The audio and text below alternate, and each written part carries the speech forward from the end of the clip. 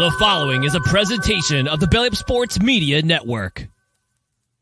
14:20 in the morning, 14 minutes and 20 seconds where the sports talk to get you through your daily commute. Hot takes, recaps, best bets, and a little humor to get your day going in the right direction. Sit back, grab your coffee, and let's get into it. Who do you got win the World Series? Right now, I hate to say, probably, I'm going to go, actually, you know what? I'm going to go on the limb. I'm going to go crazy. Texas. That's not a bad choice. Not a bad choice Right at all. now, it's not. Right now, it's not. If they can get a couple of starts out of Scherzer, you just never know. Well, there it is. There's our main man, Jim, the fan of the van, from the Fan of the Van podcast, making his proclamation way back in August. The Texas Rangers were going to win the World Series, and Jim wasn't wrong. They got the World Series. We'll get to that in half a second. But thank you. We're 14:20 in the morning for this second day of November 2023. We are sponsored today. We are sponsored, as always, by SeatGeek.com, the SeatGeek app. Use promo code 1420pod at SeatGeek.com today and save yourself $20 on your first purchase. Remember, we are part of the Belly Up Media Network. Go to bellyupsports.com for all of their great articles and other great podcasts. They're all over that network, everywhere, all day, every day. And thank you very much for making us a part of your day each and every day from all of us here at 1420 World Headquarters. Yeah, there it is. There's a wrap on the Major League Baseball season. That's it. That's all. The Texas Rangers, they got it done. Power bats that came up in the end. The Cinderella story of the Arizona Diamondbacks never came to fruition. Cinderella never wins. Let's not kid ourselves. Very rarely do they ever get this far, let alone take home that golden glass slipper. Didn't happen again this year. The Texas Rangers, they went and spent some money a couple of years ago. They got a team that did it. They made some acquisitions. They got everything you need to have. Corey Seager, as I stated yesterday, big revelation there that Corey Seager was going to win the MVP of this World Series. He got it done last night. The Rangers was too strong, too much going on. It's crazy to think that Zach Gallen had a no-hitter going into the seventh inning there, only the one walk through six, and then the seventh it kind of just, I wouldn't say fell apart, gave up the one run, and they got him out.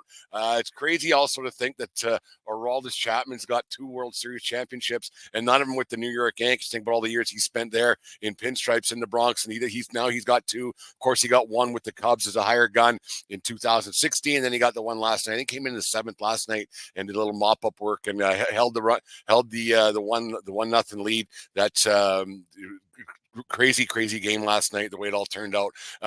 Nathan Eovaldi and all his Tommy Johns, I know we kid about him, but he is so clutch in the playoffs year in, year out, and he's worth every penny for these teams in the playoffs, and he got it done. He was scoreless through obviously didn't score any runs, and that's the thing, like Arizona just didn't have any bats throughout this entire World Series, and on it goes. But congratulations anyways to the throngs and throngs of Texas Rangers fans throughout North America. There's about 12 of them. I shouldn't say that. I shouldn't kid. No, congratulations to the Rangers on a great playoff run, 11-0 in the playoffs on the road, and they got it done. Last night, Jake the intern, he put me to work. We had a interview with Mr. X from the New World Oiler podcast. They're part of the Hockey Podcast Network. We had some Oiler talk. Talked about the season so far, where we think they're going, what McDavid might do if they don't get something done, the goaltending situation, Ken Holland, and on and on and on. We talked about the Oilers. It was a lot of fun last night. Thanks very much to Mr. X for joining us on the 1420 podcast last night. I'm going to play it for you guys right now, and thanks to Jake for lining this all up. Me and Dave will probably talk more baseball tonight about the World Series. I'm pretty sure Jake is coming on for a while, a little bit, so you guys get to know Jake a little bit, the intern. He's got some other great interviews lined up for us. Seattle Kraken. He's got a Flames guy lined up, and as well a Vancouver Canucks long-time broadcaster that's coming on the show. Probably the biggest interview we're going to ever have, or we've had on the show to date. So Jake's putting the work in for the guys here at 1420. So thank you very much. But here is our interview with Mr. X from the New World Oiler podcast that we did last night. All right, 14:20 in the morning tonight. I'm joined by Mr. X of the New World Oilers podcast on the Hockey Podcast Network. How are you doing tonight, Mr. X? I'm doing good. How are you doing? I'm doing very well. Let's talk some Oilers hockey. The Edmonton Oilers won. They're fresh off their win on Sunday night in the Heritage Classic a game that the Oilers dominated it through and through, because that Calgary team is absolutely horrific. But the Terrible. Oilers are 2-5-1. Are people around the city of Edmonton off the ledge a little bit after that win in the Heritage Classic? I mean, we can breathe now. We can exhale a little bit, There was a sense where if we did lose that game, it was going to just go into all hell. We've been through that decade of darkness, and nobody wants to go anywhere back there, right? So it's for us, I think Edmonton, we expect to be in the playoffs, right? But sometimes they forget that you have to go through the actual regular season to get there. The thing with the Oilers that I like about them, the Oilers and Flames both went into that Heritage Classic with one win, and not looking very good at all. But the thing with Calgary, they don't have two guys by the names of McDavid and Draisaitl, and Calgary's in heap of trouble. I don't want to get into the Calgary thing. There's got to be a little sense of relief winning that hockey game on Sunday and knowing, okay, we have these two guys. McDavid's healthy again. We're probably going to get to 500 very soon. And that's probably the first goal. Well, I want to stop you right there. I don't think Connor's fully healthy. Just by watching him shift to shift, I was actually at the game on Sunday. Oh, you went, hey, that's good. Yeah, it was cold. It was cold as balls, but you know what? Good to be there. What can I say? Alberta, right? But it was a great game. But yeah, McDavid, I don't know what it is. Could be his hip, but he looks a little bit off. But even McDavid off, he's still the best player in the world. You have 29 as well, but that's what I'm saying, though. On paper, this team is the best, one of the best in the West. It's Colorado, it's Dallas, it's Vegas, it's Edmonton. That's one thing I quite like. I had high hopes for Oilers this year. I'm an Oilers guy from way back, and I had really high hopes. I just don't know if GM Ken Holland did enough over the offseason to add to that. This team has lost 2 years in a row to the eventual Stanley Cup champion, and I don't know if Holland's done enough to make this team go to the next level. What's your thoughts on that? Yeah, you know what? That's kind of Edmonton's. Every Oilers fan will tell you Ken Holland hasn't done enough. He kind of shifted the team backwards into cap hell. The Campbell deal, $5 million for a backup. That's tough. It's going to be a grind for sure for this team to get going, but they can do it, man. Like on paper, like I said, they're one of the best teams. Down the middle, they have McDavid, Draisaitl, Nuge, Ryan McLeod, right? The biggest issue I would say would be between the pipes and Darnell Nurse's partner, because right now Cody Ceci is not it, right? I would love to see Matthias Ekholm step in there and steady down Nurse, because who's going to do it? No one's done it except for Ethan Bear, 3 years ago? Been a long time since Bear's been around. Yeah, you get back to the goaltending thing. I'm glad you brought that up. I'm a bit of a goaltender hugger, one of those guys. And if you don't have good goaltending, you don't win. And exactly. I was really excited for sure when the Oilers signed Jack Campbell that contract, and I thought it was a very team friendly contract of $4.5 million. And I thought, that's a pretty good deal considering the season he had with the Leafs, what was it, 2 years ago? And I thought, that's a good deal. I think this guy, he's the real deal, and he has not delivered so far. Skinner's okay at best. Between the pipes, this team has struggled over the last few playoff runs, and everything else is gone. And I don't know if these two guys are good enough. What's your thoughts on the goaltending situation there in Edmonton? Oh boy. Well, on my last podcast of New World Oilers, we discussed goaltending options, because I think we all know that for this team to take the next step, they need to improve between the pipes and on the blue line. And, on defense, we're hoping that's Broberg, but between the pipes, I think that Edmonton knows that it's not Jack Campbell. And for $5 million, that's really eaten up a lot of our cap.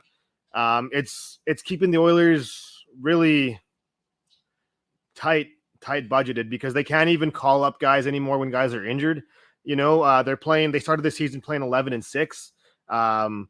But there are some options though out there, and a couple of those options, UC Soros from Nashville. Right? The guy's making $5 million. And Nashville's going nowhere. Nashville, I mean, I think that they're trying to keep their head above water. They've always been more of a defensive-minded team. I don't know what Barry Trotz is doing there in Nashville, but hey, they just picked up Barry. They traded away Ekholm. To me, that's a team that's not trying to improve currently. They're a team that could use a higher draft pick. So hey, if you're Edmonton, take advantage, man. Campbell's $5 million. Soros is $5 million. What does it take to take Campbell's contract and get you Soros? What, maybe 2 first-round picks and a second? And I don't even know, Xavier Bourgault. The Oilers have a little problem with secondary scoring. Obviously, they got the big two with McDavid and with Draisaitl. But after that, the only big acquisition that the Oilers did this year was going out and getting Connor Brown, which he's an okay player. Connor Brown's a serviceable guy. He's a third, fourth line kind of a guy. Connor Brown, Ryan McLeod, Dylan Holloway, no goals so far to show for the season. When does that get broken up? Because it's not good when you have 3 guys who haven't scored a goal yet this season. 9 games in. Here's a fun fact. Connor Brown, ex-teammate of Connor McDavid from Erie Otter. The last time they played together, I believe, Connor Brown outscored McDavid in that year. That's a true story. Fun fact, yeah. Right? So I don't know the exact point difference, but I know that Connor Brown did outscore McDavid. And, I thought that they were maybe going to hope to reunite that chemistry, get it going a bit. But Connor Brown has been very lackluster, to put it lightly. He hasn't been what anyone has thought, especially the fact that, his bonus next year is going to be $3 million, right? On the Oilers cap. This year he signed to under $1 million, but his bonuses will move up onto next year, onto that cap next year. So right now, is he playing like a $3 million player? Absolutely not. I think that you're right, though. We have to separate that third line of Brown, Holloway, McLeod, because it's not working. I would put Brown back with McDavid to try and get you going, because if anyone's going to get you going, it is McDavid. As for Holloway, he's been on the doorstep getting chances. I think he's been one of the best forwards on that team to start the year. And for McLeod, you know what? I'm starting to realize that, he's fast, but he doesn't body check. He doesn't really put up points, right? He doesn't win a lot of faceoffs in the dot. So what is he really bringing in that third line role? Maybe he's more of a fourth line center. And fourth liners, they get very limited ice time nowadays. It's just one of those things. If your third line isn't producing at all, then you're in big trouble. A guy that I liked a lot. I don't know how much you got to see of Evander Kane at the Heritage Classic, because you said you were at the game on Sunday there. Kane looked really good. He was aggressive. He was playing a little bit of sandpaper in the back of his pocket there and going pretty good. That's the kind of guy Kane needs to be effective. He's always made a career out of what he's done. The thing about Kane I liked about him 2 weeks ago, when he kind of called out the coach there and he said, "I'm not playing, so I might as well get in a fight." I quite like that with Evander Kane and how he went about saying that and reacting the way he did. What's your thoughts on Kane's game so far this season, and what's the ceiling for Evander Kane? I happen to agree with you that, the interview was it didn't look the greatest, but I mean, you need some. He wasn't wrong. You need some pushback in that locker room, right? And that's why you bring in Evander Kane in the first place, because I mean, who else on that team is going to really do that, right? He hasn't played the best this season. You can't blame Woodcroft for putting him on that third line, right? But at the Heritage Classic, you're right. He came on. He had a goal. He had an assist. This team, every Stanley Cup team needs an Evander Kane type, right? Like in Washington, they had Tom Wilson. Let's see. Chicago had Andrew Shaw, right? Pittsburgh, who did Pittsburgh have? Hornquist, right? Even Corey Perry on the Lightning team. And I love Corey Perry to play my team any day of the week. Oh, of course. If for $1 million bucks, whatever he's making, absolutely, 100%. Well, he's getting $4 million right now in Chicago, right? Which is nuts, but I mean, it's crazy. Yeah. No, I like the way Kane's playing, the way he called out Woodcroft like a little bit and said, "Yeah, I'm not playing, so I must do something." And I think that's the kind of guy he needs to be. The defense, like you brought up Darnell Nurse a little earlier on. Everybody agrees he's overpaid. He's Of a course. great player. He's just overpaid, and he got a big contract. He shouldn't have. He's probably more of a $6 million guy than $9 million guy, and that's kind of holding the Oilers back a little bit, and the payroll constraints and everything else throughout the league. That contract might come back to haunt them. I don't think that Nurse is a bad player. He's just not $9 million good player. No, of course not. You know, to be a $9.25 million player, here's the thing is that he puts up points 5-on-5. He doesn't get much power play time. I think if he did, he would get more than like 50 or 60 points, right? But they've never really put him on PP1, which is, you know, it'd be giving him too much minutes. If you're Nurse, you got paid. What are you going to do? Not take the money, right? I wouldn't say no. Exactly. So I think what the Oilers have to do is every Oilers fan is in my DM saying trade Nurse, whatever, buy out Nurse. But guess what? In reality, you can't do that, right? So what can you do? You can find a guy. It sucks that you have to do this, but you got to find a guy to mitigate Nurse's mistakes, right? And Nurse, here's the thing. Oilers had a defenseman back 2006 on that run that was amazing. You know, he was and Nurse has a lot of his attributes, and that's Chris Pronger. You know, Pronger's mean, Pronger's big, Pronger could skate. Nurse can do all those things, but he doesn't want to defend for some reason. You know, some people are like, should he just go and be a Brent Burns and go play forwards, right? Put him next to McDavid. But hey, you know what? Nurse, it's up to him if he wants to reach that level and play that defensive game. But until then, the Oilers and Ken Holland are going to have to find him a partner that mitigates all of his bad play, basically. And that sorry, 2000, yeah. To interrupt you, one last thing. So go ahead, finish off. There's one guy that I would love to see on the Oilers next to Nurse, and that's Radko Gudas. Good player. I think that Gudas, it wouldn't take that much to get him on your team. He makes $4 million. It's a bit of an overpay. You can always give Cody Ceci because really Ceci, he doesn't bring much sandpaper to this team. Radko Gudas, $4 million. He's mean. He could play defense, right? And I think maybe he could really make that defense a little more nasty or angry. Nurse used to be a really angry guy. I don't know what happened to him. He got a little angry with the media the other day when they asked him what was wrong. He said, "Well, we fucking suck," or however he worded it. But it was like, holy Jesus, you don't normally hear that. And he wasn't wrong. He wasn't wrong by any means. They have not scored like that defense. You hope your defense keeps pucks out of the net more than they put pucks in the net. But that defense, other than Evan Bouchard, hasn't done anything at all offensively. That's got to be concerning a lot for the Oilers a lot, and for Coach Woodcroft. Like we need to get some scoring elsewhere. Like who do you think can step up? And you're 10 games in now, and all of a sudden you are who you are, right? And this is what you got. People say it's early, but geez, it's not that early because year in, year out, if you're not in a playoff spot by American Thanksgiving, that's only 3 weeks away. This is who you are. Yep. Who's like what's some secondary scoring? Who's going to step up a little bit and start scoring some goals and putting some points on the board for the Oilers, because right now they just don't got her. Yeah, you know what? You're definitely right. But when it comes to their defense, I think that their biggest problem is they can score. If you looked at their games this year, against Vancouver they put up 1 goal, but I mean they've been putting up 4 goals, 3 goals. Nashville, they scored 4 against Calgary there. Winnipeg, they couldn't do it, right? But I think that their defense needs to focus on defense. Bouchard, he'll get you the points. Nurse can get a couple here and there. But, that's Edmonton's biggest problem for the past 15 years is defense, keeping the puck out of the net. Secondary scoring, I think, will come. It's 7 games into the season, right? Everyone's still finding their legs a little bit. Holloway's on the door.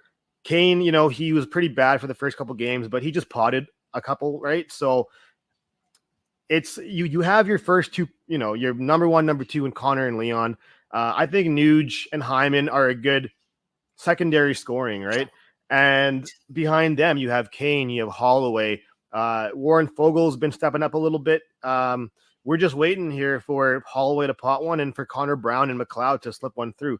And today, actually, they called up Sam Gagner. So, Gagner's always been one to find the net. I like that Gagner bringing him back a little bit. I like that move. A guy who's been a seasoned veteran, obviously, he's been around for a long time. I don't mind that move and saying, you know what, I know what the game's on. He's not going to get you. He's not going to get you 25 goals. He's not going to get you 100 points by any means. But I don't mind that move coming back and playing a little bit for the others. I think it was a very smart move. Let's move on to McDavid and Draisaitl. Is this team? Basically, I mean, it's two pretty good ponies. Is this team a two-trick pony, and that's just what they are? I mean, two of the best ponies in the league, but anyways, but yeah. Yeah, like if you could pick any two players just to have on your team and the rest be all duds, I mean, they'd be the two, right? But I'm not saying that they're all duds, right? But they definitely are not win by committee team, not like a Vegas last year where, they had a lot of no names on their team, right? They just won by committee and they grinded it out and they worked hard and they were big all around the ice. Edmonton is not that right now.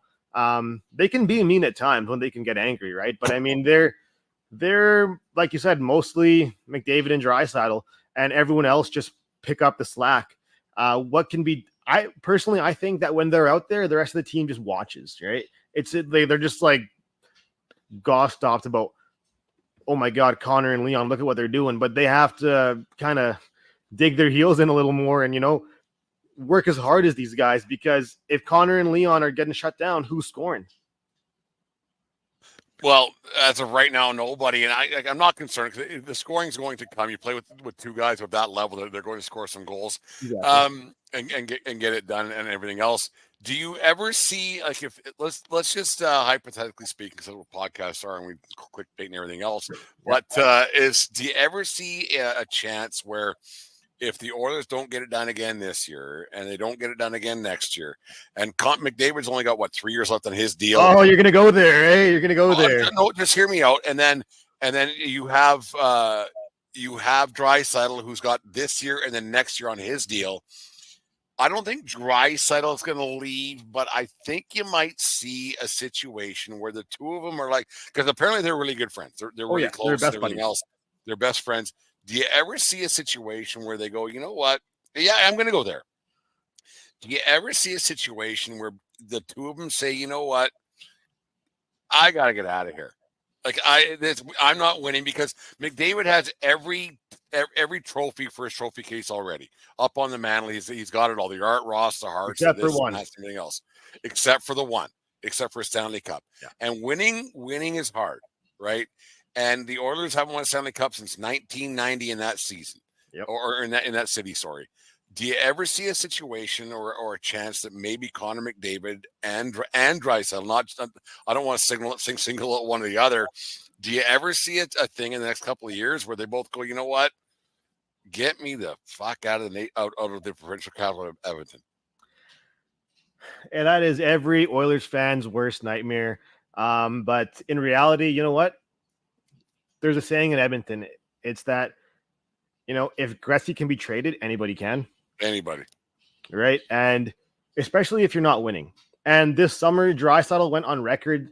I believe it was Elliot Friedman who asked him, in the 31 Thoughts interview, your contract's going to be up in 2 years, I believe, or a year. What's going to happen?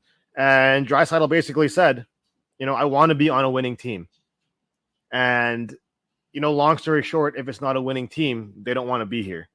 And I think you're right. I can see Draisaitl staying here long term, and maybe Connor skipping town. There was word about LA being interested in Draisaitl, but now they have Pierre-Luc Dubois and they locked up Kopitar for longer, right? I don't think that's going to be a problem there. But a lot of money there, yeah. Yeah, but I mean, there's teams like New York, Toronto, Boston who are all looking for centers, right?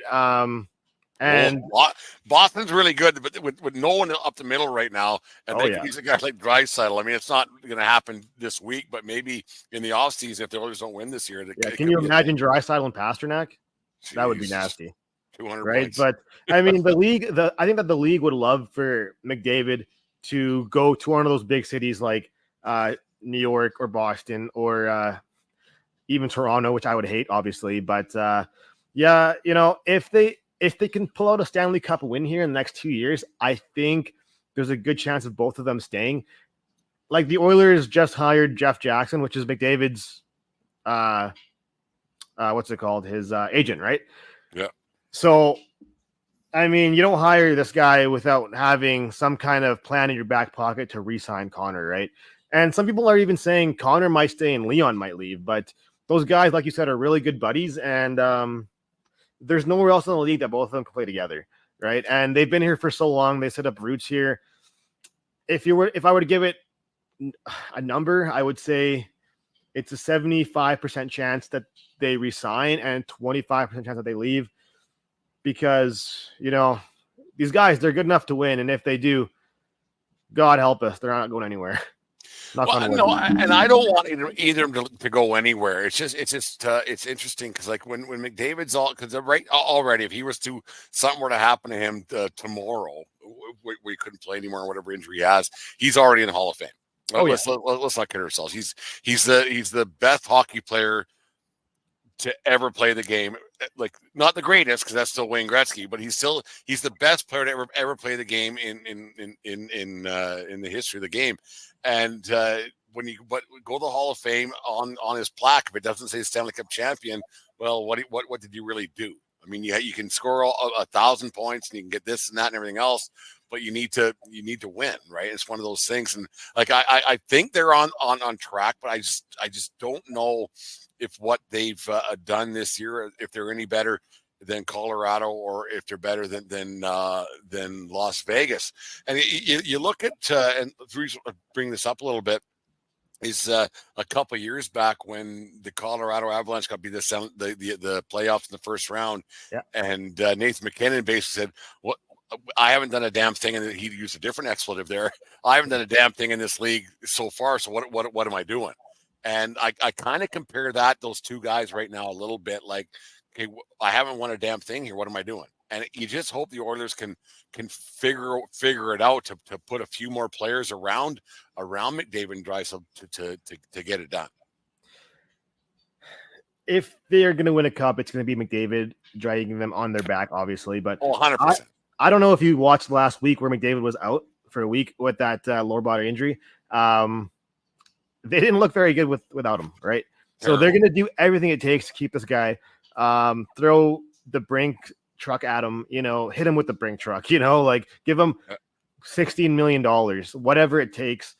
Draisaitl, I believe the same thing. But here's the thing. Here it's heartbreaking to say, but if you know Connor's going to be leaving, the question is, let's say he's going to leave and you have a year's notice. Do you trade him, right? Because you could get a haul even for a year for Connor McDavid. Yeah, you get the world. You can get everything you need to win that Stanley Cup without him by trading him. Yeah, even like this offseason, if they don't get it done this year, which it's not looking so good right now at 2-6-1 where their record is, because Draisaitl's contract is up at the end of next season. Next season, yeah. So do they go, well, we're not doing anything here. Let's trade Draisaitl right now and get a huge haul because someone would give a lot for Leon Draisaitl for 1 year. Oh yeah, a lot, 100%. So it's the exact same thing. It's Jesus. I just don't see them, even if not in a playoff spot. I think that their mindset would be like, let's say this year, everything goes to hell. And by the trade deadline, they're not in a playoff spot. I think that they would say in that locker room, we have one more year of Connor and Leon. Let's go for it. Don't trade them, right? But, who knows what happened the following year if there's no extension in place for Leon, Because I think that if Leon does sign an extension, Connor will follow. But if they leave it to the last moment, I don't know. That's going to be tough. Yeah, I hope they can figure something out, because those guys are too good to not have a legacy behind them. I mean, lots of players go without winning a Stanley Cup. Winning's hard. I totally get it. But McDavid, he's too good, and that's not even good. He's too great to not have a a Stanley Cup title on his Hall of Fame plaque. It's just one of those things. It's he's the best to ever play the game. You not probably the greatest, watched but he's the best. You probably watched Gretzky, right? Oh yeah. Yeah. So let's say both these guys in their prime. Who are you taking? I'm taking McDavid. McDavid's the greatest hockey player ever played, or the best hockey player ever play the game. Yeah. Ever. Not the greatest, that's still Gretzky, but the best to ever play the game. The speed that McDavid does things, it's unprecedented. It's unbelievable what he does. I was down in LA a couple of years ago when I went to a Kings Oilers game, and to watch him was unbelievable. I've seen it a couple of times in Edmonton as well, but the people that were clamoring around in LA before the game at Staples Center, when it was still Staples Center, it's a US.com or whatever it is, arena. Yeah, I think it's like crypto.com or something like that. Crypto.com, whatever it is, and the US.com is like a thing. But it was the people around the arena in LA were like, we're here to see Connor McDavid, like because he's that good, he's that polarizing, and he's that much of a the speed he does things at is unbelievable. You can't teach that's born ingrained. Oh yeah, I'm sure there's some kind of alien gene in his body somewhere, but that guy, he works like I could train from the day that I'm 2 years old until the day that I'm 18 draft day and not be that good. Right? You're right. That's a God-given talent. And Edmonton is so lucky to have this every night. TNT, last year, Edmonton was barely on any of the channels, right? But this year they dominate the majority of the US channels. And why do you think that is? It's because of Connor, it's because of Leon. People want to see these guys nightly. The Leafs are no longer the Hockey Night in Canada main. Yeah, they're no longer the mainstream Hockey Night in Canada main game. It's the Oilers. I'm glad you brought that 2006 season earlier on tonight there, Mr. X. We were talking a little bit about the Oilers. Like I said, I'm Oilers dork from way back, and that 2016 was a fun to watch with Chris Pronger. Yep. What's your memories of that one? Like it was such a great run they had. You're a lot younger than I am, but what do you remember that 2016 with Pronger and Pekka, and who was in that Dwayne Rollison? Ryan Smith was still there, and everything else. What's your memories of that 2016? So funny story. That's actually the year that I got into hockey. I was 12 years old. I'd play some ice, some ball hockey, some roller hockey here and there, but I mean, I was a soccer guy back then. I don't know what I was thinking, but that playoff run, it really sparked something inside of me. And, to see those guys, like you said, like Jason Smith, Gator, Pronger, Rollison between the pipes. My favorite Oiler of all time, Ryan Smith. He's the heart and soul to me he's Captain Canada. He's like everything that encapsulates an Oilers player, Yeah. In that playoff run where Rollison got injured by Marc-Andre Bergeron in the first game of game one. Oh man, that was a heartbreak. If they go with UC Markkinen instead of Ty Conklin, the Oilers win the Stanley Cup that year. Let's think about it. Like they're a UC Markkinen away from winning Stanley Cup. That's how good that team was, and it was lightning in a bottle. They got it all, and had it all happen in that playoff run with Pronger, and then who was the other cat there? Pisani was on that team. Pisani, yeah, and on it goes. And it was just such a fun run that they had, and how they beat the teams that were just, like they beat Detroit and they beat Anaheim. And, they were the underdogs every series too. Yeah. And it was crazy, and they went to a game 7. That was such a fun run that the Oilers had back then. It was I'm pretty sure that they retired Steve Yzerman, man. After that, Yzerman hung up his skates.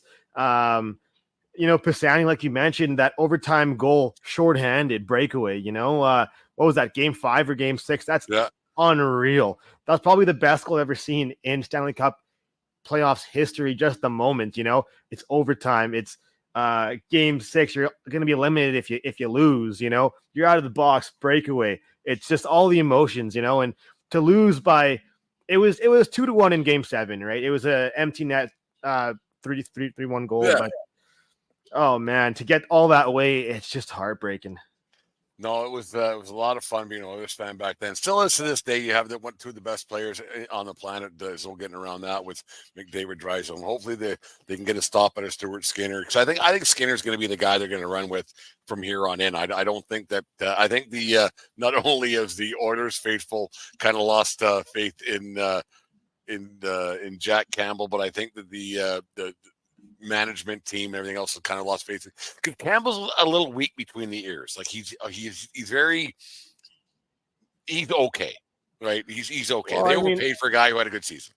If you watch that Leaf series on, I don't know what it was, Apple Plus or whatever, Netflix or whatever there was some kind of Leaf special, and Jack Campbell was crying. He was losing and he was crying, right? And nothing wrong with crying, nothing wrong with any being soft or whatever. Men should cry, but you got to be tough between the ears if you're going to play in the NHL. Exactly. Yeah. Don't do it in the locker room. Don't show the boys that that they can't trust you. That you're mentally weak, perhaps. In Edmonton, it's kind of the same thing. But in the playoffs, Campbell did outperform Skinner, but they still went back to Skinner. Campbell, they would put him in after Skinner was letting in 4 goals, 5 goals, and they pulled Skinner at least 3 times, right? And you'd think that after all those times, you would want to start Jack Campbell because he was playing better. But that just shows you that where the eggs of the Oilers, upper lies. They lie within Stuart Skinner and not Jack Campbell, because why would you keep going back to a guy that's struggling, a young guy? Yeah, sure, he was an all-star this year, but I mean, so is Logan Thompson. Right. If you were a betting man, what like the Oilers are struggling right now, and they're in better shape than the Calgary Flames, who are losing as we speak right now 4-3. That's an absolute mess down there. The records are very similar, but the people of Alberta have much more faith in the Oilers to get out of their funk than the Calgary to get out of their funk. If you're a betting man, where do you think the Oilers finish off this season and in the playoffs? What's your thoughts there? Give me a little Mr. X NWO New World Oilers prediction right now for the Edmonton Oilers for the rest of the season. The NWO prediction here. Okay. Well, they're not catching Vegas. Vegas is already 20 points ahead of them, something like that, right? That's crazy. They're gone already, but 9-0-1, 10-1, whatever it is, yeah. Yeah, they can still fight for second place in their division. It's not gone. They're 6 points away. That's 3 wins, right? Yeah, they started off bad, but do they ever start off good, the Oilers, right? Last year, they didn't start off great. Sure, they won their first game, but I mean, September, October, November, December is always a struggle for the Oilers. They always pick it up around January. I don't know why they're a slow starting team for, but they are. And when they do pick it up, they're the best, man. They're in it with the best. They're in it with the Carolinas. They're in it with the Rangers, the Bostons, the Torontos, the Vegases, Colorados. But right now, yeah, you know what? Their record is not the best, but they're going to finish second in their div. That's an NWO guarantee. In the conference, I'll say 3rd or 4th. They could finish second, but I think that Colorado and Vegas are too far ahead of them. They're going to be 3rd or 4th. You can't win the World Series in or the Stanley Cup in October. You can sure kind of lose it, and that's what the Oilers are trying to do. I think they'll be fine. I think it'll be fine. It's got to get in a little bit of a hot streak. Because winning 4 or 5 in a row for that team. Because last year, you remember, they had that power play was video game hockey. What they were doing out there, and it was one of those situations where I think they'll be okay and they'll figure it out. And like I said, they have the two of the top 5, 6 players in the National Hockey League, and so they're too good to not figure it out. And that's well, let me ask you, where would you put Leon in forwards ranked in the world, or players ranked? Obviously, Connor's number 1, but where's that Leon? Who's number 2 and 3 in your eyes? Draisaitl is McKinnon is so good. I mean, there's Makar too, right? So good. Cale Makar is probably 3 or 4. Austin Matthews is amazing. Matthews is a one-trick pony. He's a good pony once again. He's really good. He can score a lot of goals, but I don't have much faith in him. I watch the Leafs a lot. Those Hughes boys, the Quinn out in Vancouver is really good. Jack Hughes. Somehow they got to market that sperm that his dad's putting out there, because that's something else what those Hughes boys are doing on. If they could ever play together, boy, I'll tell you. I would say that there's. I would say 4. I think you would have him at 4. Yeah, behind maybe McDavid, Matthews, Hughes. McKinnon. Oh, McKinnon too. Yeah, McKinnon and Matthews, and then Draisaitl. You have him at 4. Yeah, I would go there. Yeah, you know what? Those guys could be anywhere in that top 5. You know, even Jack Hughes. I think personally, I have Jack Hughes as my dark horse MVP for the season. Yeah. Right? So I'd He's say a good next player. year he'll be second best in the league after Connor. Like, this guy's on a tear. It's crazy how the Hughes boys keep going. Where do you like? I know you're an Oilers guy. Like, what's the but we're in the same province here. What's the what's your let's end things up here and have a few laughs. What's the problem with the Calgary Flames? Oh, I feel We're bad. gonna run out of time, obviously, but that's an embarrassment down there. I feel bad for those guys. You know what? They have to tear it down. They have to trade Kadri. I mean, Kachuk was their number 1 guy. They lost him. Bringing in Huberdeau and Uyghur, you know, you think you win the trade, but clearly they didn't. You know, maybe Huberdeau was being driven by Barkov, but yeah, you know, if you're Calgary, you either trade for a superstar, but there's none available right now, right? You can't find any that are just hanging on the trees, or you tear it down, right? So if I'm them, I'm tearing it down. I'm trading Hanifin, I'm trading Kadri, I'm trading Huberdeau to Montreal. I'm sure he wants to go to Montreal. Uyghur, I'm sure you can get a lot for, right? And trade Markstrom and let Dustin Wolf finally be your fucking starter. I agree with you with the Wolf thing. Like I said, I'm a goaltender hugger from way back, and it's one of those situations there. You're like, oh man, this is a mess. Like, but if I was Brad Treliving back in July, or I think it was July of 2022, and then when Kachuk said, I'm not re-signing here, you might as well trade me. Yeah. If I'm Treliving and I called up Florida, and then when Florida's GM, I can't remember his name, when he said, yeah, here, take our leading scorer, take him, that would have been an alarm for me. That would have been something like, why do they want to get rid of their leading scorer so badly? But I mean, the alarm should have been set off right then. They say don't look a gift horse in the mouth. Right? Because they got 8 years there in Calgary with that bad attitude. I mean, look where Florida, they went to the finals last year, right? But I mean, after Kachuk and Barkov and Ekblad, where are they? You know, like Bennett and Reinhart and all those guys. I don't see Florida even making the playoffs this year, you know? And sorry, I don't know I don't know if you have a lot of time left here or not, but Florida, there's a player on that team that I would love the Oilers to target if they could. Let's say it's the trade deadline and Florida's out of it, right? Ekblad has a year and a half left at the deadline, right? Like, he's Canadian boy. I think that he'd look really good next to Darnell Nurse. He's making like $7 million, $7.5 million. Figure it out. On the Oilers for 2 years would be amazing. No, that's a very good point. Like he's a great player, always has been. Kind of gets hidden down there in obscurity a little bit in Florida. Nobody really knew who he was outside of junior hockey, and then he went to Florida and he just plays down there and has a great time. It'd be a bit of a culture shock a little bit, I think, for a guy like Ekblad who's been down in Florida and down in Miami for a long time, going up to Edmonton to do his trade up there. Maybe a bit to win a cup though, to win a cup with Connor McDavid. Leon Draisaitl. Win a cup. And I think that's one thing that gets lost a lot is that I think that a lot, like we talk about how much money these guys make all the time. And I think it gets lost a lot that, you know what, sometimes these guys actually want to win. Like they actually want to win a Stanley Cup. When I hear people in Edmonton saying they're not trying, where's the competitive spirit? Every player in the National Hockey League wants to win the Stanley Cup every game. 100%. Every game. And you know what? If they're not all there that night, they wouldn't be in the league. That's a lack of confidence. That's confidence. That's between the ears. Yeah. You cracking a little beer there or what? When I hear it now and then. Attaboy. It's no. Thank you very much for doing this tonight. Tell us about your show, what you got going on, and where we can all find you. Okay, well, you know what? We're on Twitter at New World Oilers. Podcast we release every week, just throughout the week, kind of thing. We are signed under the Hockey Podcast Network. Shout out to DraftKings and to Raycon.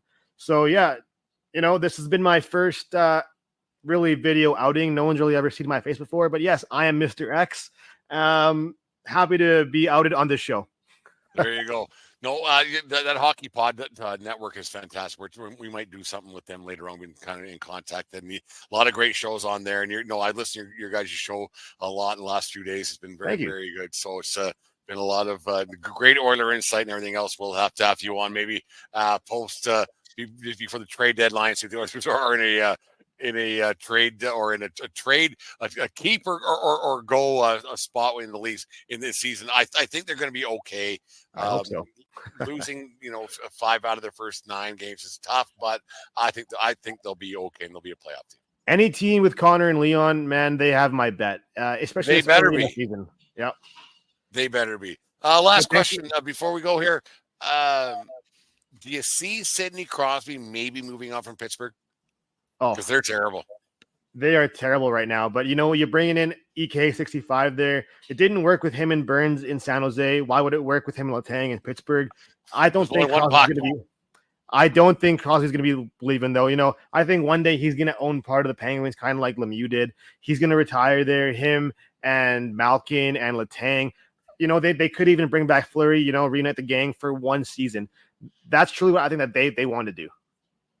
No, it's crazy. I thought the Penguins were going to have a much better season. And then that team looks hopeless. And like you said, with Carlson and Letang, but what the problem is? Crosby though going to Colorado though to play with McKinnon.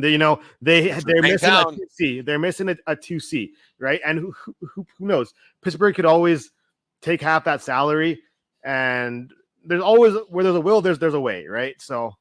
They're from the same town, so why not bring a Stanley Cup home to old Cole Harbor, Nova Scotia, whatever it is? I don't think it's out of real possibility. I really don't. You know what? Like you said, if Gretzky could get traded, anybody can. So anybody can. Hey, once again, thank you for doing this. It's a great conversation with the Oilers, the National Hockey League, and everything else. And we'll have to do it again sometime. Thanks for having me on, bud. Not a problem. Man. Talk to you soon. The Foul Baller. If there's a ball that's gone foul, he's gone to get it. Under his watchful gaze, all bevs, binoculars, and ballpark brats are safe. He's the only thing that stands between his section and certain destruction. That's why he only trusts SeatGeek with his tickets. The ticketing app trusted by fans. SeatGeek, so fans can fan. Once again, thank you very much to Mr. X of the New World Oiler podcast. Great conversation last night. We had a lot of fun. Before and after the show, we had a few chats as well. It was a really good conversation. Make sure you guys go and check out the New World Oiler podcast, part of the Hockey Pod Network. Lots of good stuff over there. And yeah, thanks very much to Mr. X, and we'll get things going there. He was unsure of the video stuff, but we figured it out. We were going to get it out there, and now he's known to the masses. Anyway, let's get some birthdays and on this days and get everybody out of here. Happy 34th birthday to National Hockey Leaguer Luke Schenn, born on this day in 1989 in Saskatoon, Saskatchewan. Schenn was drafted in the first round, 5th overall by the Toronto Maple Leafs in the 2008 NHL entry draft after playing 3 seasons with the Kelowna Rockets of the Western Hockey League. Schenn spent 4 years with the Leafs before being traded in the summer of 2012 to the Philadelphia Flyers for James Van Riemsdyk. Schenn is a 2-time Stanley Cup winner with the Tampa Bay Lightning, or as we call it here at World Headquarters, 1.5, winning in the COVID year of 2020, and then get another one in 2021. Schenn has played in 934 National Hockey League games, scoring 42 goals, 149 assists for 191 points, and has amassed 764 penalty minutes in his career. Happy birthday to Luke Schenn. Currently under contract with the Nashville Predators, I believe. Kind of spot dude. He kind of come into the twilight of his career, but he was a heck of a player. Heck of a junior player. He played in World Junior Tournament for Team Canada as well. Really, really good player. Good, solid player. Kind of bounced around a little bit. Was a Canuck for a little bit, and then the Leafs brought him back last year for a little cup of coffee to try to get something done. And they, of course, lost out in the second round. But happy birthday to Luke Schenn. And here's one that in recent memories, man, this one's near and dear to my heart. One of the greatest World Series, not the best World Series, one of the greatest World Series that I ever witnessed. Kind of go show. One ended again last night, but here we go. On this day in 2016, the Chicago Cubs beat the Cleveland Indians 8-7 in Game 7 of the World Series in front of 38,104 people at Progressive Field in Cleveland, Ohio. The Cubs led throughout the game as they had a 6-3 lead in the 8th inning and looked to be well on their way to capturing their first World Series in 108 years when what felt like as much like it's a too good to be true moment happened when Rajai Davis hit a 2-run home run off of Cubs hired gun and closer Aroldis Chapman. The two teams were held scoreless in the ninth, sending the game to extra innings for the drama to continue. World Series MVP hit a double that scored pinch runner Albert Almora, and then Miguel Montero scored, and Anthony Rizzo scored to make it 8-6. The Indians got within one run when Davis hit a RBI single that scored Brendan Goyer, but this was as close as the Indians would come, as Mike Montgomery would get a ground or hit a ground ball to Cubs third baseman Chris Bryant, who threw it to Anthony Rizzo at first base, ending the curse of Billy Goat and 108 years of frustration. And as sure as God made green apples, the Chicago Cubs would win the World Series. And the Bartman thing was done, and the Billy Goat was done, and the Cubs, and just a heartfelt thing afterwards too, with people sitting with their, you watch them sitting with their graves and at their parents' graves and their grandparents' graves, and everything that went on with that Cubs team. That was a remarkable World Series. It was a great drama right at the end. You wonder if that people talk about that rain delay that happened in the 8th inning or 9th inning. I can't remember what it was, but if that might have saved the Cubs season. But it was a lot of fun to watch that World Series. It was it was great. And you thought, the Cleveland Indians had a 3-1 lead in that series too, and they just couldn't get her done, and that's the way it goes. But a lot of fun. Baseball's all over for the season. Like I said, maybe I'll get some guys together. We'll have a round table, see how the season went. We'll do that maybe on Saturday or Sunday. Sit around, have some afternoon pops and BS about the great sport of baseball and where we see guys going. Maybe the Ohtani watch, it's already going to start, and everything else. But thank you very much today for listening. Make sure you guys check out the New World Oiler podcast. Great show they got going over there, and everything else that's happening around podcast form. Once again, Jim, thank you very much for your prediction. You're the gift that keeps on giving for us podcasters out there and everything else. That's all I got for today. Jake and Dave are joining me down here tonight in 1420 World Headquarters to do a 1420 Sports Bar podcast. And then, check out all our old shows. Make sure you subscribe to our YouTube channel and everything else we got going on. And as always, remember, it doesn't matter where you are. It's who you're with. Have a good day, folks. We'll talk to you tomorrow. You just listened to the 1420 Sports Bar podcast. 4 beer with the sports talking a whole lot more. We are part of the Belly Up Media.